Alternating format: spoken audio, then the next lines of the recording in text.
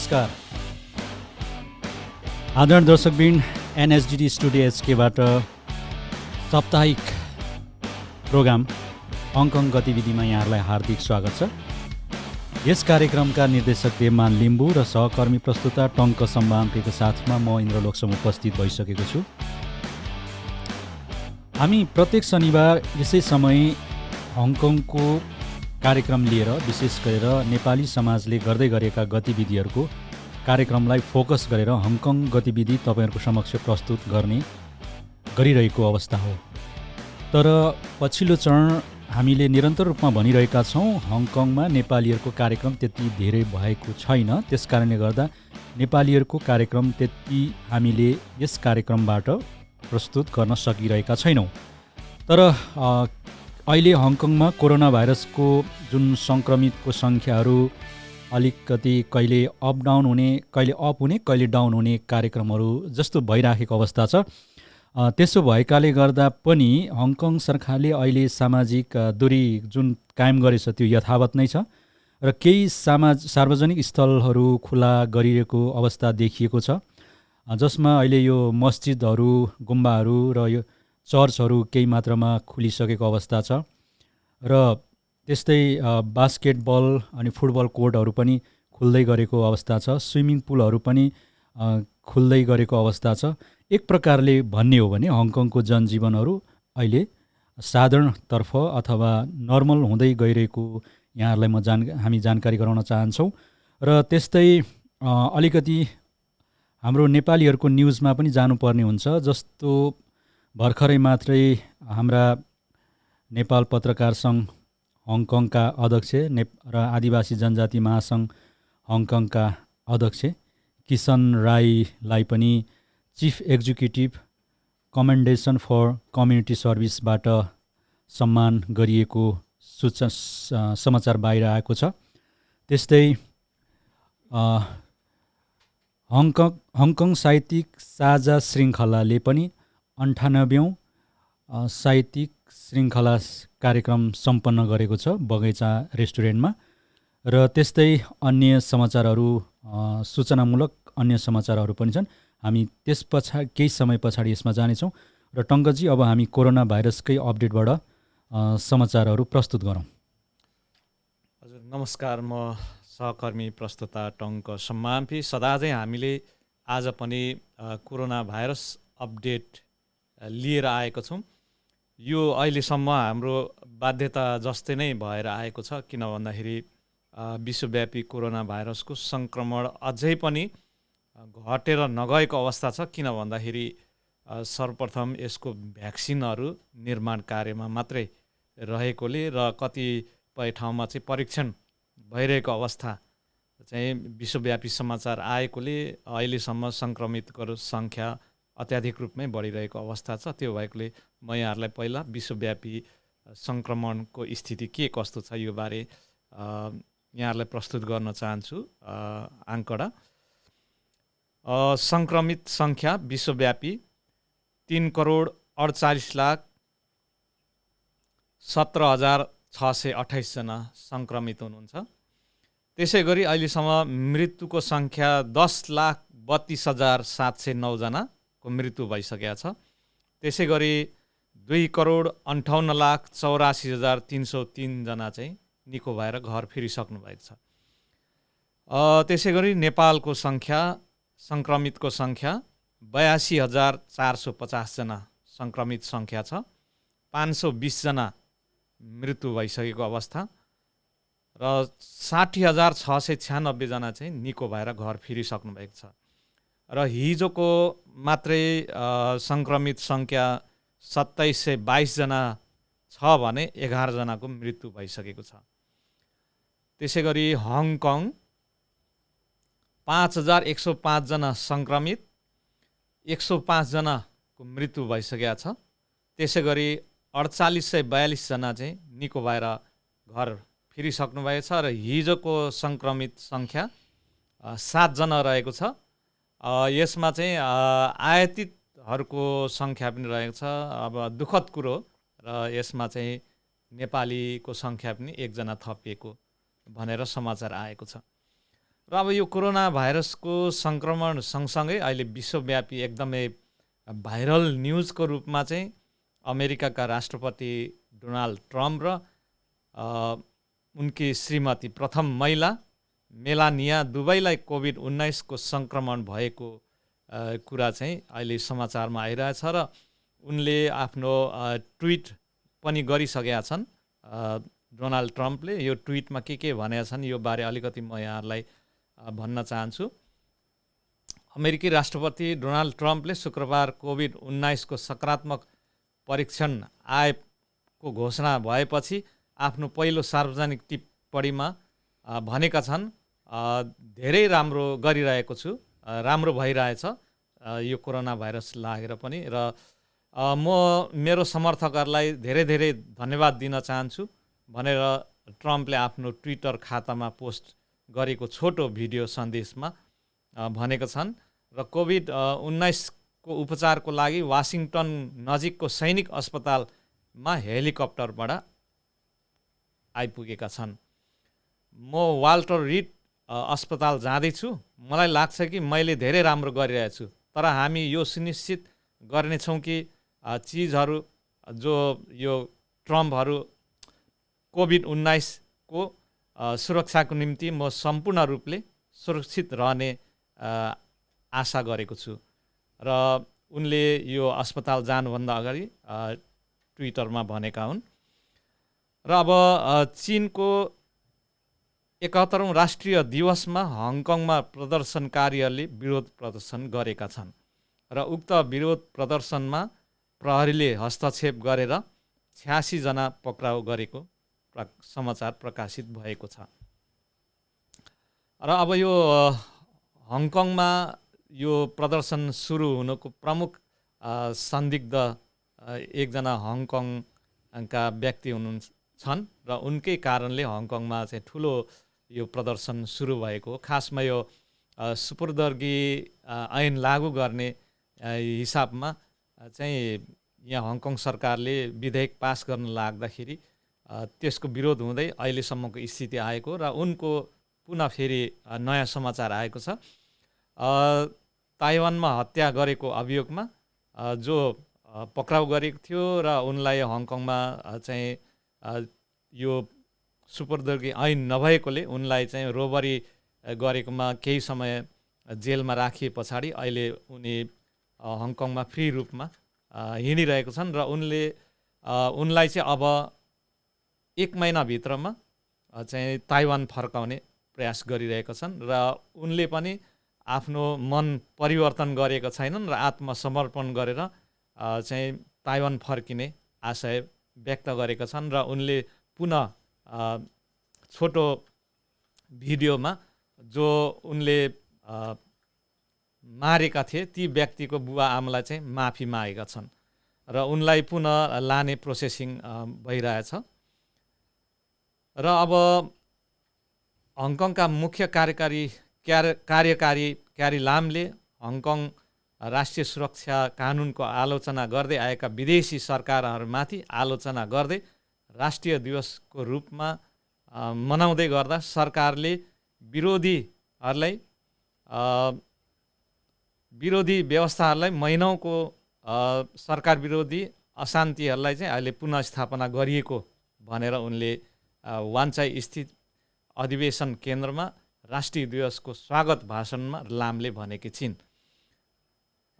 त्यसै गरी अब हङकङका मुख्य समाचार यिनै नै रहे र अब हामी केही अन्य विषयमा अथवा नेपाली एकै विषयमा र हङकङका अन्य विषयमा चाहिँ छलफल गर्नेछौँ। इन्द्रजी, हामी अब सामान्य छलफलतिर लागौँ होला।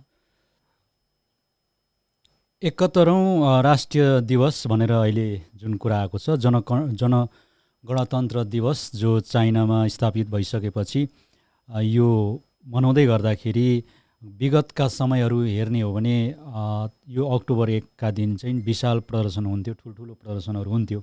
नियमित रूपमा एउटा त्यो उनै भएको थियो, एउटा त्यसको चाहिँ अक्टोबर 1 तारिक आउँदैछ है भन्ने बित्तिकै प्रदर्शन चाहिँ अवश्य हुन्छ भन्ने लाग्थ्यो पनि र हुँदै थियो। तर जब यो नयाँ सुरक्षा नियम लागू भइसकेपछि जुन कडाइ गरियो यसले टोटल्ली जुन निस्किने ठाउँहरूमा जस्तो कजबे अब यो लगायत एडमल्टी लगायत यो वान्चाई एरियाहरूमा टोटल्ली पुलिसहरू लगभग 6000 जति पुलिसहरू डिप्लोय गरेर 1 तारिकको दिन चाहिँ प्रदर्शनहरूलाई रोक्ने अथवा त्यो गैर कानुनी रूपमा हुन्छ जहाँ जो भेला हुँदैछ त्यो गैर कानुनी रूपमा हुनेछ भनेर त्यो तरिकाले सूचना पनि जारी गरिसकेपछि पनि प्रहरीहरू तैनाथ गरिएको थियो र लगभग जुन अवस्थामा देखिएको थियो यति शान्त भयो तर केही मात्रामा हुलदुङ्गाहरू निस्केका थिए तिनीहरूलाई पनि प्रहरीहरूले कन्ट्रोल गरेको अवस्था छ र यसलाई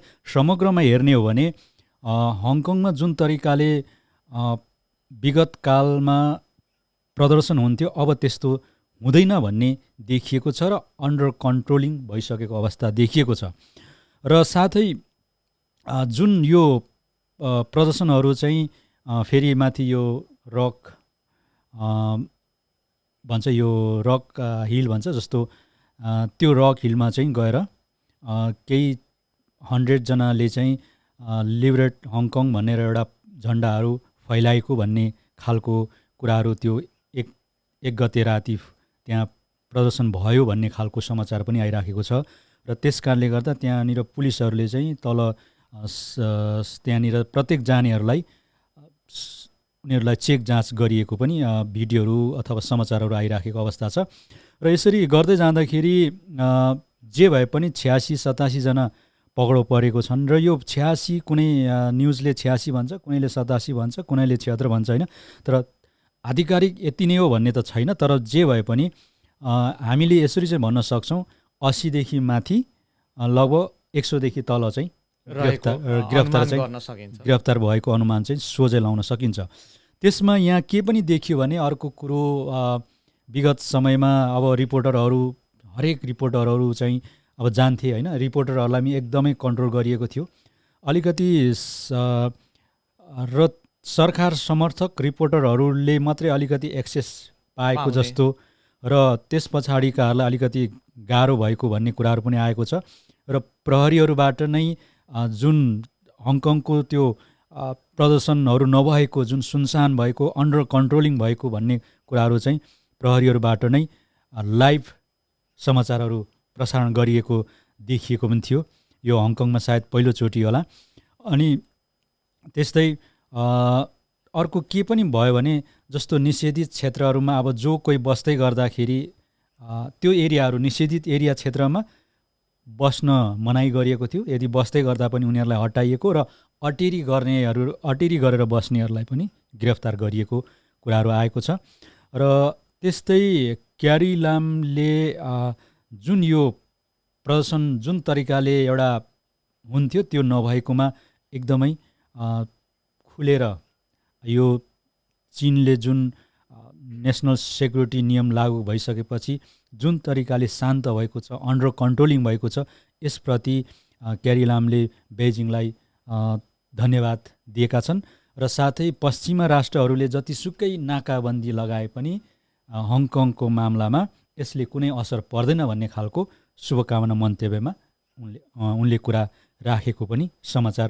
आइसकेको अवस्था छ र यसरी आइरहँदाखेरि जुन यो अक्टोबर 1 को प्रदर्शन एक प्रकारले टोटल्ली हुँदै भएन अथवा प्रहरी र प्रशासन अथवा सरकारबाट त्यो कार्य चाहिँ वाञ्छित छ र यस्तो कार्यहरू चाहिँ हङकङ सरकारको लागि अपच्य छ भन्ने खालको तरिकाले त्यो समाचार गइसकेपछि सूचना गइसकेपछि एक प्रकारले आक्रामक हुने हो कि भन्ने सोचाइ रहेर पनि सरकारले निकै धेरै प्रहरीहरू तैनात गरेको छ तर त्यो जुन तरिकाले देख्नुपर्ने सडकमा देखिएन र अर्को कुरो नदेखिँदाखेरि एक प्रकारले त्यो देखियो अनि अर्को प्रकार प्रहरीको प्रमुखबाट पनि के भनिएको छ भने यो नयाँ सुरक्षा नियमले ठुलो भूमिका खेलेको छ र साथै कोरोना भाइरसको कारणले पनि यसमा एउटा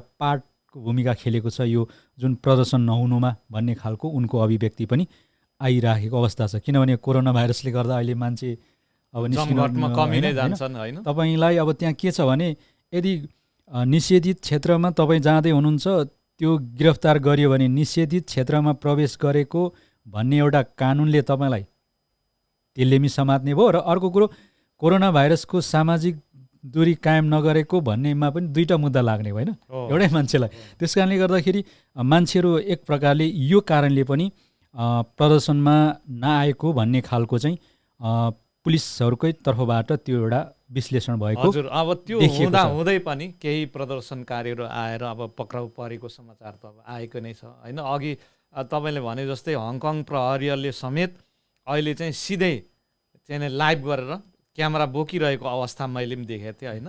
प्रहरीले आफैले चाहिँ खिचेर लाइभ गरेको जुन कुरा गर्नुभयो नि तपाईँले, हङकङ शान्त छ यसरी भइरहेछ भनेर चाहिँ त्यो एउटा नयाँ नीति चाहिँ अवलम्बन गरेको पाइयो। किन भन्दाखेरि म मेरो कार्यक्षेत्रमा जाँदाखेरि थुप्रै प्रहरीहरू देख्दाखेरि त्यहाँ दुईजनाले चाहिँ क्यामेरा बोकेर हिँडिरहेको मैले देखिरहेको थिएँ।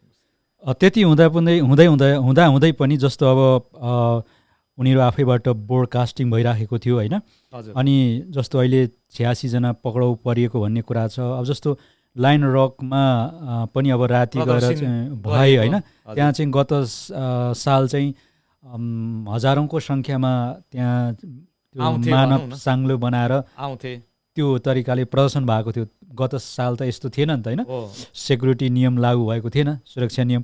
त्यसो हुँदाखेरि त्यसको फाइदा नै भनौँ। अब गत साल त्यत्रो ठुलो मानव साङ्लो लगाएर त्यहाँ चाहिँ त्यत्रो त्यो प्रदर्शन भएको थियो। तर यो साल चाहिँ लगभग अब 100को हाराहारीमा गएको भन्ने कुराहरू चाहिँ आएको छ। अब उनीहरू पनि को हुन् भन्ने कुराहरू चाहिँ अब त्यो एक प्रकारले हो भने जो प्रदर्शनकारीहरू को गर्दैछन् भन्ने कुराहरू लगभग यहाँका प्रहरीहरूलाई राम्ररी थाहा छ। त्यस कारणले गर्दा अब त्यो लिस्ट अनुसार त्यो जो प्रदर्शनमा उत्रिएका थिए उनीहरूलाई पनि पक्राउ अवश्य पनि हुन्छ। यसमा दुई मत छैन। र अर्को कुरो अब जस्तो अलिकति पत्रकारकै कुरा गरौँ। जस्तो गत साल RTHK का पत्रकार नाबेला क्वेसर भन्ने केटी, सायद तपाईँहरूले हेर्नुभयो कि हेर्नु भएन न्युजमा, जुन सरकारको तर्फबाट ब्रिफिङमा चाहिँ उनले एकदमै आक्रामक रूपमा जुन प्रश्नहरू सोधेको बारे थियो, जुन यङलुङ घटनालाई लिएर उनले प्रश्न सोधेका थिए, त्यही विषयलाई लिएर अहिले उनको जुन उनलाई लगाइएको प्रतिबन्ध, फेरि जुन समाचारहरू भन्न नपाउने भन्ने खालको कुराहरू, यस्ता किसिमका समाचारहरू लेखहरू लेख्न नपाउने भन्ने खालको प्रतिबन्धहरू फेरि पनि उनलाई एक्सटेन्सन गर्ने, उनको प्रतिबन्धलाई फेरि पनि बढाउने भन्ने बारे त्यो चाहिँ RTHK को उसमा आइसकेको छ र धेरै कम्प्लेनहरू सरकारको तर्फबाट परेको भन्ने कुराहरू चाहिँ आइरहेको अवस्था छ। उनलाई कि त राजीनामा दिन भन्ने खालको सरकारको तर्फबाट रहेको कुराहरू पनि यहाँनिर समाचारहरू आएको अवस्था छ। र त्यस्तै अघि तपाईँले भन्नुभयो जुन यो आन्दोलनको मुख्य नायक अथवा भूमिकामा रहने जो युवा केटा चान टङ्का भनेर भनिन्छ, उनी अब यो अक्टोबरको अन्ततिर उनी आफै पनि सरेन्डर गर्दैछन् र हङकङ सरकारले पनि उनलाई पठाउने भनेर एक प्रकारले सहमति भइसकेको छ।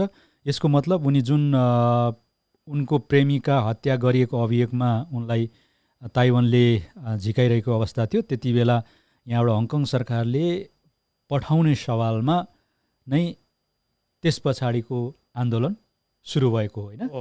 मेन नायक चाहिँ उनी नै भए, तर उनले अहिले अब आएर उनले आफै पनि आत्मसमर्पण गरिराखेको अवस्था छ। नायक भन्दा पनि अब के भन्ने, अब अहिले त खलनायकको रूपमा चाहिँ हेर्नु पर्यो। किनभने हङकङको स्थिति नै उनी एकजनाले गर्दाखेरि परिवर्तन भएको छ होइन। त्यस कारणले गर्दाखेरि एउटा हङकङको इतिहासमा एउटा एक प्रकारले उनको पनि अब राम्रो हो या नराम्रो सबैका मनमा एउटा नाम चाहिँ रहने व्यक्ति परे होइन। हजुर। र उनले पनि अब ताइवान जाने आत्मसमर्पण गर्ने भनेर भनिसकेका छन्, आत्मसमर्पण गरिसकेका छन् र अक्टोबरको अन्तिमतिर उनी ताइवान जाँदैछन् र उनले त्यहाँ पुगेर हत्या अभियोगमा जेल बस्नुपर्नेछ। र अब यस पछाडि हामी लगभग अब हङकङको न्युजहरू त धेरै छन् सर। अब अलिकति हाम्रो त्यसमा अलिकति पदकको विषयमा पनि केही छ, पदकको विषयमा अलिक एकछिनमा जाउँ सर। जस्तो अलिकति यहाँनिर मैले भन्न चाहेँ, जस्तो हङकङमा अहिले एक प्रकारले कोरोना भाइरसको कारणले जे जस्तो भए पनि जीवन यो दैनिकीहरू साधारण हुँदै गरेको अवस्था छ। तथापि हामी नेपालीहरूले पनि सोच्नुपर्ने बेला भएको छ कि बारहरू 12 बजीभन्दा उता खोल्न दिएको छैन हङकङ सरकारले। 12 बजी मिडनाइटसम्म बारहरू सञ्चालन हुनेछ र त्यसको मतलब अब रेस्टुरेन्टहरू पनि 12 बजीसम्म खोल्न सक्ने अनुमति छ र त्यसमा सामाजिक दूरी कायम गरेर खानुपर्ने बस्नुपर्ने भन्ने कुराहरू छँदैछन् त्यसमा। तर यहाँनिर त्योभन्दा 12 बजीभन्दा पछाडि यदि चलाएको खण्डमा अथवा खोलिएको खण्डमा अथवा यदि सञ्चालनमा देखिएको खण्डमा कम्प्लेन पुगेको खण्डमा प्रहरीले गिरफ्तार गर्ने छ भन्ने चाहिँ सजिलै अनुमान लाउन सकिन्छ। किनभने हिजो अस्तिका दिन मात्रै चिम्साचुईमा चाहिँ पबमा बारमा राति मिडनाइट पछाडि गिरफ्तार गरिएको छ। जुन पबका मालिकलाई पनि गिरफ्तार गरिएको छ र त्यहाँ भित्र बसेर खाने जो जति हुनुहुन्छ सबैलाई पनि पक्रेर लाने गरिन्छ यहाँ चाहिँ। त्यस कारणले गर्दाखेरि हाम्रो नेपालीहरूको अहिले पछिल्लो चरण फेरि अलिकति सामाजिक सङ्घ संस्थाको कार्यक्रमहरू केही मात्रामा सुचारू हुँदै गएको अवस्था छ। त्यसो हुँदाखेरि यदि तपाईँहरू कार्यक्रम गर्दै हुनुहुन्छ भने सामाजिक संस्थाको कार्यक्रम होस् वा आफ्नो व्यक्तिगत कार्यक्रमहरू होस्, त्यो चाहिँ 12 बजीभन्दा अगाडि सक्ने गरी गर्नु होला। त्यसो गर्दाखेरि त्यसले नियम चाहिँ अब उल्लङ्घन भएन। तर अब भित्रको सामाजिक दूरीको कायमहरू चाहिँ उल्लङ्घन भइराखेको देखिएको छ। अब मास्कै लगाएर त्यो बस्न चाहिँ अलिकति गाह्रो भएको देखिएको पनि छ।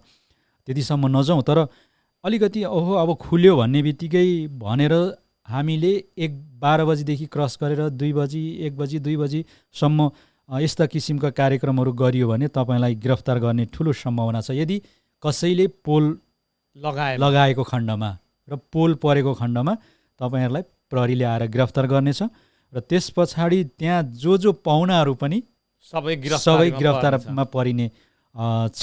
यो हामीले यहाँ तपाईँलाई जानकारी गराउन चाहेँ।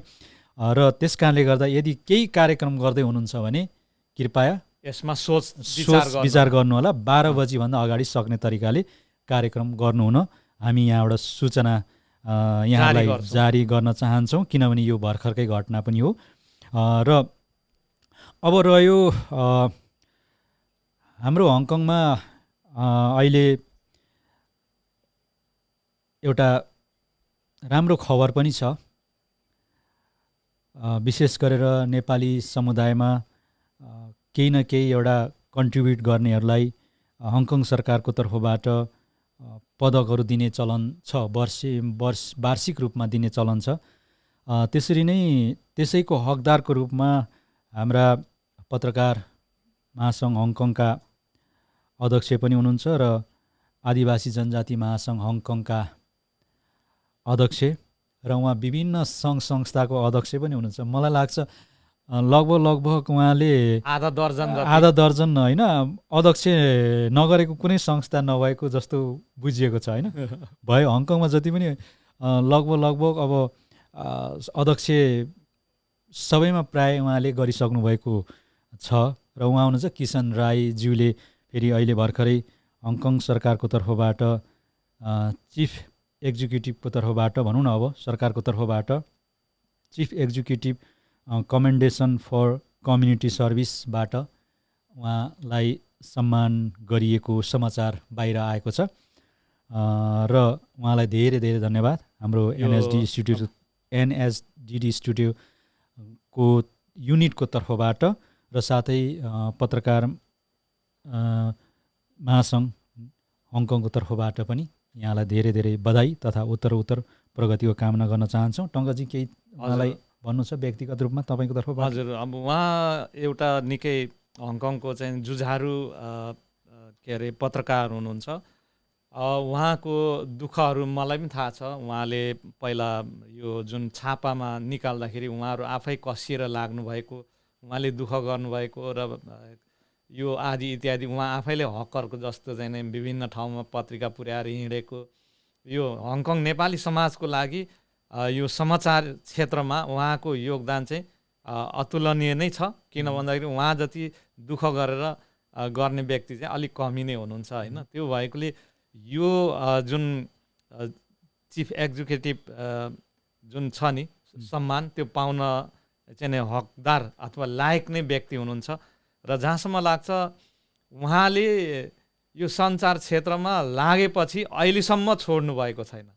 यो चाहिँ उहाँसँगै लाग्नुभएका कति व्यक्तिहरूले चाहिँ नि छोडेर गइसक्नुभयो, तर उहाँ चाहिँ एकदम के भन्ने निडर डटेर लाग्नुभयो, डटेर लाग्ने एकदमै उहाँ चाहिँ नि एउटा सञ्चार क्षेत्रको लागि साहसी मान्छे भन्छु म होइन। त्यो भएकोले यो उहाँलाई चाहिँ एकदमै म मेरो व्यक्तिगत तर्फ लगायत यो एनएसडिडी टिभी र नेपाली साहित्य प्रतिष्ठान हङकङको तर्फबाट पनि म उहाँलाई हार्दिक बधाई तथा शुभकामना भन्न चाहन्छु। तपाईँले भन्दै गर्दाखेरि पाउनुपर्ने अस्ति नै होइन जस्तो कुरा गर्नुभयो होइन, किन अलिक ढिलो भयो कि के हो? पछुवा तर पछुवा भए पनि उहाँले पाउनुभयो होइन। त्यो चाहिँ अब यस्तो हुन्छ हेर्नुहोस् होइन, यो पुरस्कारको विषयमा चाहिँ अब छानिनु पर्ने र अनि नाम पेश गर्नु त्यो एउटा प्रक्रिया हुन्छ होइन। प्रक्रिया त्यो प्रक्रियाभित्र अटाउनु र नअटाउनु समय लाग्यो उहाँलाई। अटाउनु र नअटाउनु चाहिँ अब त्यहाँ हेर्ने एउटा युनिट हुन्छ, त्यो युनिटमा भर पर्ने भयो होइन। अब जस्तै यो नोबेल पुरस्कार पनि त्यही हो हेर्नुहोस् होइन, युनिटमा आउनु पर्यो नाम, अब त्यसरी चाहिँ पुरस्कार पाउने। जस युनिटमा छानिँदै छानिँदै छानिँदै फ्याँकिँदै जे भए पनि पाउनुपर्ने अगाडि नै हो, तर जे भए पनि उहाँले धेरै पछाडि भए पनि पाउनुभयो। यहाँलाई धेरै धेरै धन्यवाद। र जोले रिकमेन्डेसन गर्नुभयो उहाँहरूलाई पनि धेरै धेरै धन्यवाद। हजुर। र अब त्यस्तै अब अर्को हाम्रो नेपाली को एउटा कार्यक्रम पनि भएको छ जसमा तपाईँ अलिकति त्यसमा साहित्य क्षेत्रमा अलिकति लगाव राख्नुहुन्छ होइन। हजुर। यो हङकङ साहित्यिक साझा श्रृङ्खलाको 98औँ उहाँहरूले कार्यक्रम सम्पन्न गर्नुभएको छ बगैँचा रेस्टुरेन्टमा होइन। र उहाँहरूले प्राय प्रत्येक महिनाको अन्तिम आइतबार एकदमै निरन्तर रूपमा कार्यक्रमहरू गरिरहनु भएको छ। साहित्यिक सृजनाहरू उहाँहरूले पस्किनुहुन्छ। त्यस्तै नेपालबाट कसैका नयाँ सृजनाहरू लिएर उहाँहरूले यहाँनिर लोकार्पण पनि गरिदिनुहुन्छ होइन। त्यस्तै यो 98औँ साहित्यिक साझा श्रृङ्खलाको दिन चाहिँ उहाँहरूले स्वर्गीय चक्रबहादुर पालुवाको कथा सङ्ग्रह चक्रको युग भन्ने एउटा कथा सङ्ग्रह विमोचन गर्नुभएछ। हजुर, त्यो कथा सङ्ग्रह होइन, बायोग्राफी हो। त्यो बायोग्राफी हो, उहाँकै विषयमा लेखिएको चाहिँ। यो अलिकति एकछिन मैले ठ्याक्कै तपाईँलाई यो कथा र बायोग्राफीमा के फरक छ अलिकति बताइदिनु न। भनिहाल्नु हो मैले कथा सङ्ग्रह भनेर, न्युजमा त्यस्तो थियो र कथा सङ्ग्रह भने, तर तपाईँले बायोग्राफी भन्नुभयो। हजुर, कथा र बायोग्राफीमा अलिक फरक हुन्छ। कथा चाहिँ कुनै पनि विषयवस्तुमा रहेर लेख्नुपर्ने हुन्छ, बायोग्राफी चाहिँ व्यक्तिमा व्यक्तिको निहित हुन्छ, केन्द्रित हुन्छ, व्यक्तिको निहित हुन्छ। उहाँको त्यति नै हो फरक चाहिँ। ठिकै छ। त्यस्तै अनि बिना थिङको कथा सङ्ग्रह हो, त्यो चाहिँ कथा सङ्ग्रह होइन। उहाँको चाहिँ याम्बु नेर भन्ने कथा सङ्ग्रह चाहिँ विमोचन गर्नुभएको रहेछ। र यो कथा सङ्ग्रहहरूमा चाहिँ उहाँहरूले विशेष गरेर हाम्रो यो याम्बु नेर कथा सङ्ग्रहमा चाहिँ हाम्रो दाजु गुरुङ साहित्यकार उहाँले यो बारेमा चाहिँ उहाँको केही कुराहरू पस्किनु भएको थियो भन्ने। कथा सङ्ग्रह चक्रको युग चक्रमा चाहिँ हाम्रो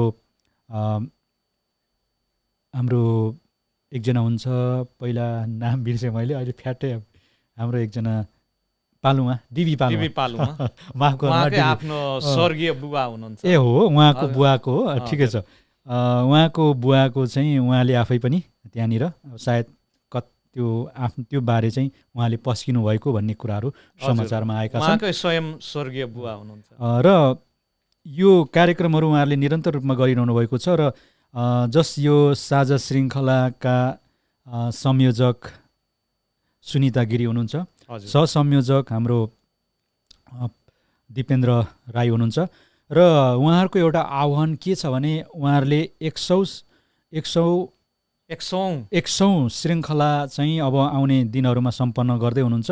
त्यस कारणले गर्दा हङकङमा रहेका साहित्यिक कर्मीहरू अथवा साहित्यकारहरू जो कोहीले पनि आफ्ना लेख रचनाहरू चाहिँ उहाँहरूले माग्नुभएको छ र उहाँहरूलाई दिएर तपाईँहरूले सपोर्ट गर्नु सक्नुहुनेछ, किनभने उहाँहरूले त्यो एउटा उहाँहरूले पुस्तक एउटा तयार गर्दै हुनुहुन्छ त्यसको उपलक्ष्यमा। र सुनिता गिरी जो संयोजक पनि हुनुहुन्छ उहाँले पनि मलाई पनि भन्नुभएको थियो एउटा हाइकिङ सम्बन्धीको एउटा तपाईँले पनि दिनु पर्यो भनेर भन्नुभएको थियो। अब मैले चाहिँ विचार मात्रै गर्दैछु, विचारको कुरो होइन। र यदि यहाँ कसै साथीहरू हुनुहुन्छ भने साहित्यप्रति आफ्ना रुचि छ भने र कवि अथवा गजल कथा होइन गीत अनि मुक्तक जे पनि यहाँहरूले आफ्नो एउटा रचनाहरू चाहिँ दिन सक्नुहुनेछ र उहाँहरूले 100औं हङकङ साहित्यिक साझा श्रृङ्खलामा उहाँहरूले त्यो तरिकाले पुस्तकहरू निकालेर कार्यक्रम अगाडि बढाउने भन्ने खालको कुराहरू गर्नुभएको छ र यसको लागि अग्रिम शुभकामना हामी दिन चाहन्छौँ। र साथै लेख रचनाहरू पनि यहाँ हङकङवासीहरूले आफ्नो लेख रचनाहरू पनि पठाएर सहयोग गरिदिनु हुन म यहाँहरूलाई पनि हार्दिक अनुरोध गर्न चाहन्छौँ। र त्यस्तै अब अलिकति न्युजको अन्तिममा एउटा राखिहालौँ। जस्तो अहिले हङकङको राजनीतिकले धेरै यहाँनिर उथुलपुथुल बनाएको छ, त्यो कुरा हामी सबैलाई थाहै छ। र जस्तै अहिले यो बिएनओको कुराहरू पनि आइरहेको छ, बिएनओलाई सेन्ट्रल गभर्मेन्टले अस्वीकृत गर्ने भनेर भनिसकेको अवस्था छ। र अमेरिकामा गएर जो हङकङका यहाँबाट जानेहरू हङकङ छोडेर अमेरिकामा जाने जो अथवा अमेरिकामा बसे सर्नेहरूलाई चाहिँ अमेरिकामा शरणार्थीको रूपमा चाहिँ हेरिने, त्यो तरिकाले मान्यता दिने भनेर अमेरिका सरकारले भनेको छ र त्यसमा चाहिँ यो यहाँको सेन्ट्रल गभर्मेन्टले आपत्ति जनाइरहेको अवस्था छ। र अब यो रह्यो अहिलेको भर्खरैको न्युजहरू। र यसरी नै अहिले जस्तो त्यो अस्ति भागेर गएको 12 जनाहरू जो हङकङ छोडेर भाग्दै गरेका 12 जनाहरूको सुनुवाई चाइनामै हुँदै गरेको अवस्था छ। तर यहाँका परिवारहरूले चाहिँ हङकङमै कारवाही गर्नुपर्छ, हङकङमै ल्याउनुपर्छ भनेर भनिरहे तापनि त्यो माग चाहिँ लगभग अब सम्भव नहुने जस्तो देखिएको छ। र यसरी नै अहिलेको न्युजहरू यसरी चलिरहेको छ। र अब अन्तमा केही छ टङ्क सर भन्नुपर्ने?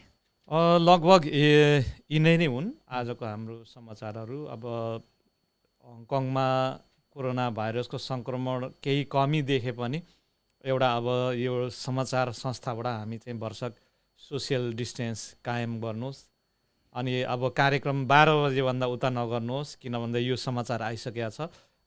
जो रेस्टुरेन्ट अथवा कार्यक्रम सञ्चालकदेखि लगायत सम्पूर्ण चाहिँ पक्राउ पर्ने छ र यो समाचार हङकङ न्युजमा पनि आइसकेको छ। र त्यो भएकोले अब सोसियल डिस्टेन्स र मास्क लगातार लाउनुहोस्, सेनिटाइजर प्रयोग गर्नुहोस् र आफ्नो जीवनलाई रक्षा गर्नुहोस् भनेर हामी यो एनएसडिडी स्टुडियोबाट चाहिँ यहाँहरूलाई भन्न चाहन्छौँ।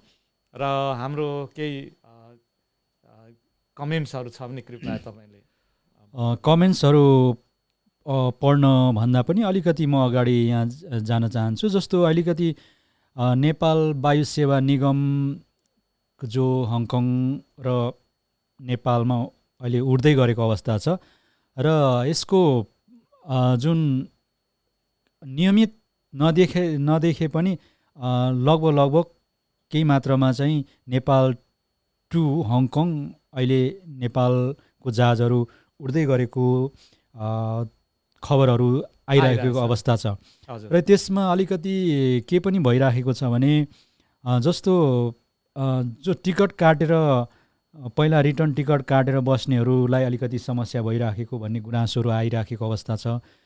कसैले नेपालमा जुन कोरोना भाइरसको त्यो चेक गरेर आउनुपर्नेहरूमा पनि कसैलाई एयरपोर्टमा आउने बित्तिकै जस्तो चेक कुनै हस्पिटलको चेक गरेर ल्यायो अनि एयरपोर्टमा आउने बित्तिकै त्यो आधिकारिक हो, तर यता एयरपोर्टमा आउने बित्तिकै यो चाहिँ चेक गरेको रिपोर्ट भएन, यसले हङकङ छिर्नु दिँदैन, त्यस कारणले गर्दा यो हाम्रो हस्पिटलबाट चाहिँ तैँले चेक गरेर आउनुपर्छ भनेर त्यसरी चेक गराएर पैसा असुलेको अवस्था गुनासोहरू पनि आइरहेको छ। देखिएको अवस्था छ। र अर्को कुरो जस्तो अब रिटर्न टिकट भएकाहरूलाई पनि कतिलाई चाहिँ ठुल्ठुलो मान्छेहरूको कनेक्सनबाट त्यही रिटर्न टिकटमा आइराखेको अवस्था छ। जो उहाँहरू सक्नुहुन्न अथवा त्यति कनेक्सन नभएकाहरूको चाहिँ पहुँच नभएकाहरूले चाहिँ आफै टिकट काटेर आइरहेको अवस्था छ र त्यो जुन रिटर्न टिकटहरूको पैसाहरू रिफन्ड भएको छैन। यस्तो अवस्थामा अहिले नेपाल वायु सेवा निगमको जुन यो ह्यान्डलिङ गर्ने अर्थात् व्यवस्थापन एकदमै कमजोरी भइरहेको कुराहरू आइराखेको छ। र यहाँका हाम्रा हङकङमा ट्राभल एजेन्सी चलाएर बस्ने साथीहरूको पनि एक प्रकारको त्यो विषयमा गुनासो रहेको छ, किनभने ट्राभल एजेन्सी मार्फत पनि टिकट पाउन गाह्रो भइरहेको भन्ने कुराहरू आइराखेको अवस्था छ। तर त्योभन्दा पनि जुन अब ट्राभल एजेन्सीले टिकट काटिदिन्छ, अप एन्ड डाउन काटिदिन्छ अनि हामी त्यसमा जान्छौँ आउँछौँ, तर जुन त्यो पैसा त जे भए पनि नेपाल वायु सेवा निगमलाई जान्छ नि, होइन, उहाँहरूले त दिन्छ, त्यहाँ अलिकति कमिसन लिएर राख्ने। तर त्यो पैसाहरू चाहिँ अब नेपाल वायु सेवा निगमले जो सम्बन्धित व्यक्तिलाई फर्किने टाइममा त्यही टिकट इस्यु गर्नुपर्ने, तर नेपाल वायु सेवा निगमले पनि त्यो टिकट इस्यु नगरिकन जबरजस्ती नयाँ कटाउनु पर्ने भनेर लगाइराखेको कारण पनि त्यो पनि आएको छ। अब त्यो त्यस कारणले पैसा रिफन्ड पनि नहुने, होइन। अब त्यसो हुँदाखेरि यता आफूले बढी चार्ज पैसा फेरि वान वेको बढी चार्ज टिकट काटेर आउनुपर्ने, यस्तो किसिमको अनियन्त्रित भइरहेको पछिल्लो चरणको गुनासाहरू आइराखेको अवस्था छ। र नेपालमा एक प्रकारले हो भने एयरपोर्टभित्र नै धेरै ठुलो चलखेल भइरहेको भन्ने समाचारहरू आइरहेको अवस्था छ। र यसै सन्दर्भमा नेपाल पर्यटन मन्त्री अब अहिलेको हाम्रो योगेश भट्टराई निकै आलोचित हुनुहुन्छ। अब उहाँले खै यो विषयमा त्यति ध्यान नदिएको हो कि किन भन्दाखेरि कुनै समय उहाँले एउटा केही समय अगाडि उहाँले अन्तर्वार्ता दिँदाखेरि जो पैसा छ पैसा हुनेले तिरेर जान्छ भन्ने खालको अभिव्यक्ति पनि, पैसा छ पैसा तिरेर जान्छ के भयो त भन्ने खालको एउटा अभिव्यक्ति पनि दिइरहेको अवस्था थियो। त्यसो गर्दाखेरि सर्वसाधारण जो बाहिर जानेहरूका लागि चाहिँ धेरै मार परिरहेको अवस्था देखिएको छ, किनभने त्यतातिर चाहिँ सरकारले ध्यान नदिएर आँखा चिम्लिदिएर यो जुन बिचमा बिचौलियाहरूको निकै ठुलो चलखेल भएर त्यहाँ चाहिँ एउटा कोरोना भाइरसको सङ्क्रमणको बेला आर्थिक आयोपार्जन गर्ने एउटा मौका पनि मिलेको भन्ने चाहिँ बुझ्न सकिन्छ। त्यसप्रति यो अहिलेको पर्यटन मन्त्रीले तुरुन्त एयरपोर्टतिर अथवा छड्के चेक गरेर हुन्छ अथवा केही गरेर हुन्छ, यो विषयमा चाहिँ अलिकति ध्यान दिनको निम्ति हामी यहाँबाट अनुरोध गर्न चाहन्छौँ। र अब रह्यो यहाँनिर केही साथीहरूको प्रतिक्रिया छन् भने म यहाँ सुनाउँछु। सूचनाको लागि हार्दिक धन्यवाद, साथै शुभकामना भनेर भन्नुभएको छ। र सेवारो भन्नुभएको छ हाम्रो चन्द्रकला पतवाज्यूले। त्यस्तै स्पो स्वास्तिका सेवारो भन्नुभएको छ। त्यस्तै राजीव वास्तोलाज्यूले चाहिँ सरहरूलाई नमस्कार, गतिविधि लेखेको शुद्ध हुने रहेछ भन्नुभएको छ। उहाँले गतिविधि लेखेको शुद्ध हुने रहेछ भन्नुभएको छ, अलिकति बुझिएन। र त्यस्तै लुङमेन्दिन सेवारो आदङबासे, म साउदीबाट हेर्दैछु मन अधिकारीले भनेर भन्नुभएको छ। र यहाँनिर अलिकति हाम्रो राजीव सरले गतिविधि लेखेको शुद्ध हुने रहेछ भनेर भन्नुभएको छ। अलिकति यो अलिकति बुझ्न सकिएन। हजुर हजुर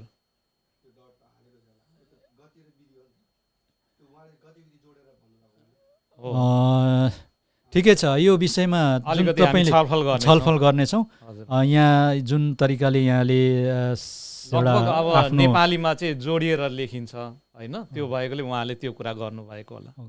त्यो पनि हुनसक्छ र हामी ठिकै छ। यहाँ अहिले उहाँले यहाँ कमेन्टमा दिनुभएको छ नि, हो त्यो चाहिँ नेपालीमा चाहिँ त्यही नै सही हुन्छ, त्यो भएकोले ठिकै छ। यो विषयमा हामी छलफल गर्नेछौँ। यहाँलाई धेरै धेरै धन्यवाद, यस जुन एउटा आफ्नो एउटा सल्लाह राखिदिनु भएको छ, यसको लागि धेरै धेरै धन्यवाद।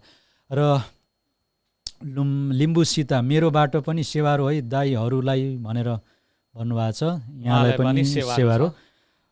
र साथै आजको हङकङ गतिविधि हामी यतिमै बिट मार्न चाहन्छौँ र यस कार्यक्रमका निर्देशक देवमान लिम्बू र सहकर्मी प्रस्तुता टङ्क सम्मानको साथमा म इन्द्र लोक्छम यहाँहरू समक्ष बिदा लिन चाहन्छौँ। हवस् त, नमस्ते।